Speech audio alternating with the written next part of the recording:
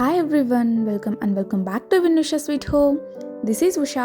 Welcome to another vlog. ఈ video అయితే Monday evening నుండి స్టార్ట్ అయిందండి. సో టైం అరౌండ్ 7:30 అలా అవుతూ ఉంది.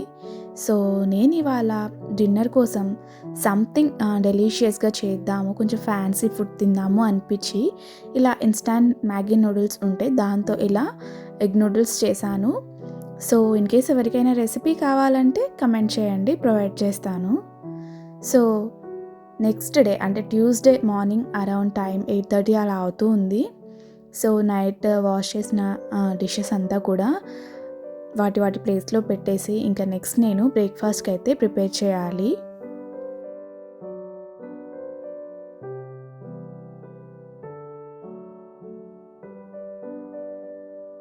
సో ఏంటి డైరెక్ట్గా ప్యాన్లోకి వాటర్ యాడ్ చేస్తున్నాను, లైక్ పుట్టు ఇలాంటిది ఏదైనా ప్రిపేర్ చేస్తున్నాను అని అనుకుంటున్నారా? అసలు కాదండి. సో మండే మా అత్తమ్మ ఊరికి వెళ్తూ ఉంటే సో తను అక్కడ చేసుకోవడానికి ఇబ్బంది ఫీల్ అవుతూ ఉంటుంది, తనకు చేసుకోవడం కొంచెం కష్టం అని చెప్పేసి ఇలా కొన్ని ఇన్స్టాంట్ ఫుడ్స్ అయితే తీసుకొని పంపించామన్నమాట.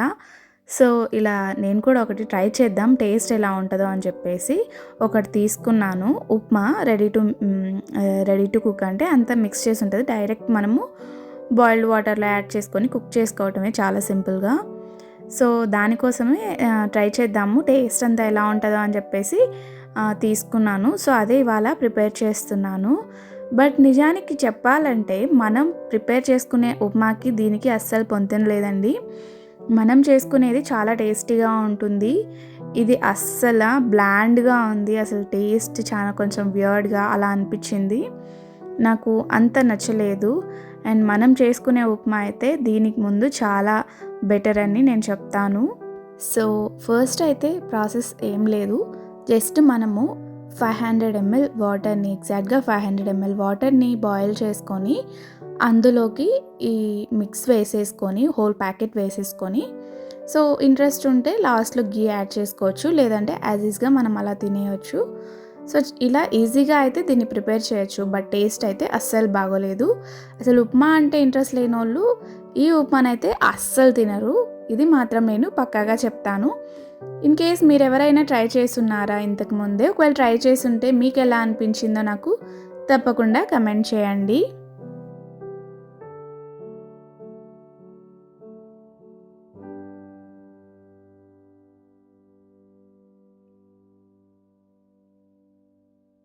సో బ్రేక్ఫాస్ట్ అయితే ఇది చాలా సింపుల్గా ఈ ఉప్మాతో అయిపోయిందనమాట. యాక్చువల్లీ రెగ్యులర్గా ఏం వ్లాగ్స్ పోస్ట్ చేయాలో అర్థం కావట్లేదు, ఎలాంటివి మీకు నచ్చుతాయో కూడా నాకు అర్థం కావట్లేదు. సో మీకు ఏవైనా ఐడియాస్ ఉంటే నాకు తప్పకుండా కమెంట్ చేయండి. సో బ్రేక్ఫాస్ట్ తర్వాత కొంచెం పని ఉంటే అలా వెళ్తూ ఉన్నామన్నమాట. బెంగళూరులో నేను గమనించినంత వరకు ఈగల్ని అంటే గద్దల్ని నేను ఎక్కువ చూడలేదండి చిన్నప్పటి నుండి కూడా. సో నేను ఫస్ట్ టైం ఈగల్స్ని చూసింది అదే జూలో చూసింటాను, లేదంటే బెంగళూరుకి వచ్చిన తర్వాత నేను ఈగల్స్ని చూడడం స్టార్ట్ చేశాను. చాలా ఎక్కువగా కనిపిస్తూ ఉంటాయి ఇక్కడ, ఎందుకో తెలీదు. సో చిన్న పనులు ఉన్నాయని చెప్పి బయటకు వచ్చామని చెప్పాను కదా. సో వస్తూ ఇక్కడ వాటర్ మిలన్ కనిపించి ఉంటే తీసుకుంటున్నాం అన్నమాట. సో ఇలా మనకి బోగిన్విల్లా ప్లాంట్స్ ఇలాంటివన్నీ కూడా సమ్మర్ స్టార్టింగ్ అండ్ సమ్మర్లోనే మంచిగా వస్తాయి మనకి. ఎందుకో తెలీదు మరి, వింటర్ అయిపోయి సమ్మర్ స్టార్ట్ అయ్యే టైంలోనే ఇలా మంచి బ్లజమ్స్ వస్తాయి. కొన్ని ఫ్లవర్స్ అంతా కూడా మనకి సమ్మర్స్లోనే వస్తాయి కాబట్టి నాకు మంచిగా అనిపిస్తుంది. అంటే మేమున్న ఏరియాలో ఇలాంటి ప్లాంట్స్ చాలా ఎక్కువ, బోగిన్విల్లా ప్లాంట్స్ అంతా చాలా ఎక్కువ. సో వాకింగ్కి అలా వస్తున్నప్పుడు చాలా మంచిగా అనిపిస్తుంది అనమాట సమ్మర్ ఈవినింగ్స్లో అలాగా.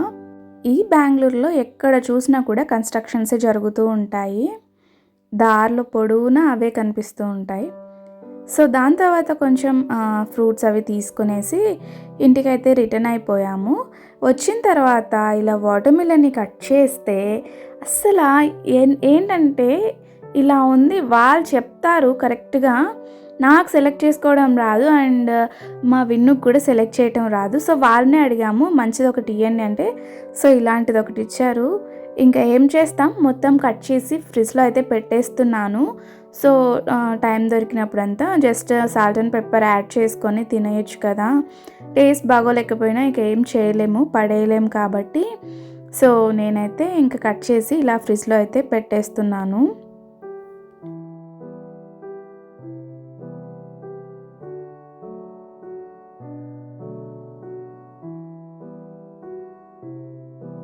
సో వచ్చిన తర్వాత ఇంకా లంచ్కి అయితే నేను ప్రిపేర్ చేస్తున్నాను. ఇవాళ సింపుల్గా దాల్ చేసేద్దాము అని చెప్పేసి, సో వెజ్జెస్లో మొన్న చౌచౌ తీసుకొచ్చి ఉన్నానమాట. సో దాంతో ఇవాళ దాల్ చేద్దాము అని చెప్పేసి చేస్తున్నాను.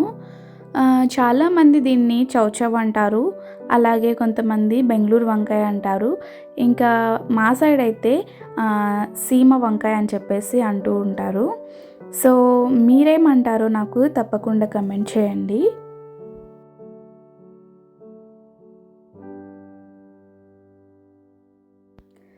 సో దీంతో పప్పు చేసుకుంటే పప్పు చాలా టేస్టీగా ఉంటుందండి. మా మమ్మీ అయితే దీన్ని పీల్ చేసి తర్వాత కట్ చేస్తుంది. సో నేను యాజ్ ఈజ్గా అలానే వేసేస్తున్నాను. అండ్ చాలామంది ఇది వాటర్ కంటెంట్ ఎక్కువ ఉండే వెజిటేబుల్స్ కానీ ఫ్రూట్స్ కానీ తీసుకుంటే కోల్డ్ వస్తుంది అని చెప్పేసి అనుకుంటూ ఉంటారు. బట్ మనకి సీజనల్గా దొరికే ఫ్రూట్స్ని కానీ వెజిటేబుల్స్ని కానీ మనం మిస్ చేయకుండా తినాలి.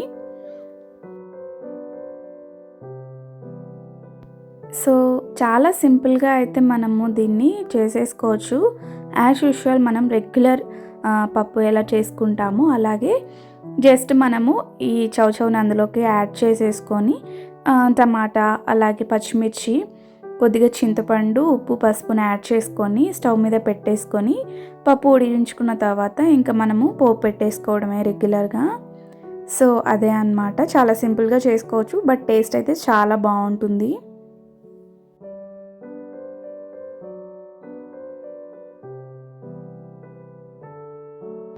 వేడి వేడి అన్నంలోకి పప్పు వేసుకొని దాని మీద నెయ్యి వేసుకొని తింటూ ఉంటే మీలో ఎంతమందికి ఇష్టమో నాకు తప్పకుండా కమెంట్ చేయండి.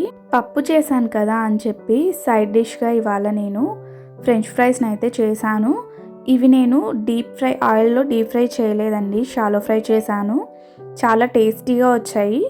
మనకి మా కేఎఫ్సీలో కంటే లైక్ యాజ్ ఈజ్ అలానే వచ్చిందని చెప్పచ్చు. బట్ మనం ఇంట్లో చేసుకుంటాం కాబట్టి కొంచెం కాషియస్గా చేసుకోవచ్చు అని నా ఒపీనియన్. ఇన్ కేస్ రెసిపీ ఎవరికైనా కావాలంటే కింద కమెంట్ చేయండి.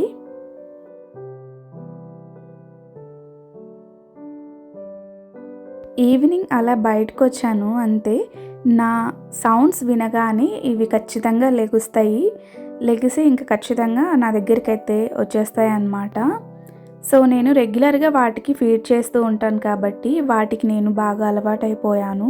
సో చూస్తున్నారు కదా ఎలా వస్తుందో. నాకు ఇలా కొంచెం సేపు అయినా గార్డెనింగ్లో కానీ లైక్ గార్డెనింగ్ వర్క్ కానీ లేదా ఇలా వీటితో కొంచెం సేపు అయినా టైం స్పెండ్ చేస్తే నాకు చాలా పీస్ఫుల్గా అనిపిస్తుంది. సో దాని తర్వాత నేను ఇక్కడ దోశ బ్యాటర్ కోసం రైస్ని సోక్ చేస్తున్నాను. సో 2 గ్లాసెస్ ఆఫ్ రైస్ తీసుకుంటే నేను 1 గ్లాస్ మినపప్పు తీసుకుంటాను, 2 స్పూన్స్ చనా దాల్ తీసుకుంటాను. సో అది కూడా వాష్ చేసుకొని ఇందులోకి యాడ్ చేసుకొని ఇందులోకి నేను ఒక 1 టీ స్పూన్ మెంతుల్ని కూడా యాడ్ చేస్తాను. సో ఇంతే అండి, నేను ఇంక ఎక్స్ట్రా ఏమీ యాడ్ చేయను. సో ఇది మొత్తం సోక్ చేసేసి లైక్ మార్నింగ్ సోక్ చేస్తే ఈవినింగ్ గ్రైండ్ చేసుకుంటాను, లేదా నైట్ సోక్ చేస్తే మార్నింగ్కి గ్రైండ్ చేసుకుంటాను. సో ఇందులోకి గ్రైండ్ చేసేటప్పుడు మాత్రం రైస్ యాడ్ చేస్తాను అన్నమాట. అంతే అండి, my way of making dosa batter. ఇంతటితో వీడియోని ఎండ్ చేస్తున్నాను. వీడియో మీకు నచ్చినట్టయితే మాత్రం లైక్ చేయడం, అలాగే మీ ఫ్రెండ్స్ అండ్ ఫ్యామిలీస్తో షేర్ చేసుకోవడం, మన ఛానల్ని సబ్స్క్రైబ్ చేసుకోవడం అస్సలు మర్చిపోవద్దు. మరో మంచి వీడియోతో మళ్ళీ కలుద్దాం. Thank you so much for watching.